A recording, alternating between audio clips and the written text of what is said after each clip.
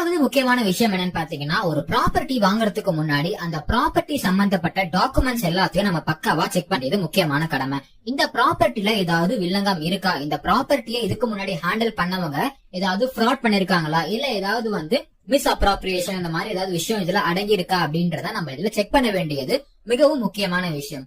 ரெண்டாவது முக்கியமான விஷயம் என்னன்னு பாத்தீங்கன்னா, ப்ராப்பர்ட்டி சம்பந்தப்பட்ட லீகல் டிரான்சாக்சன்ஸ் அப்படின்னு சொல்லப்படுற registration of property. Registration of ப்ராப்பர்ட்டியா இருக்கட்டும், ஆர்எல்ஸ் சேல் டீடா இருக்கட்டும், இந்த மாதிரியான லீகல் விஷயங்களுக்கு ஒரு அட்வொகேட்டோட கன்சல்டேஷன் ரொம்பவும் முக்கியமானது. நம்ம ஒரு முடிவு எடுக்கிறதா இருந்தாலும் கூட நம்ம கொடுக்கிற டாக்குமெண்ட்ஸை வச்சு அட்வொகேட் என்ன பண்ணுவாருன்னா, அந்த டாக்குமெண்ட்ஸை வெரிஃபை பண்ணிட்டு இந்த இடத்துல எந்த விதமான வில்லங்கமும் இல்ல, பிரச்சனையும் இல்ல, நீங்க செக்யூர்டா இந்த இடத்த வாங்கலாம் அப்படின்ட்டு ஒரு அப்ரூவல் கொடுப்பாரு. இது நமக்கு ரொம்பவுமே யூஸ்ஃபுல்லா இருக்கும். அதனால ஒரு அட்வொகேட்டை துணை கொண்டு நம்ம ஒரு இடத்த வாங்குறது ரொம்பவும் யூஸ்ஃபுல்லா இருக்கும். மூணாவது விஷயம் என்னன்னு பாத்தீங்கன்னா, பர்சனல் ஐடென்டிபிகேஷன்.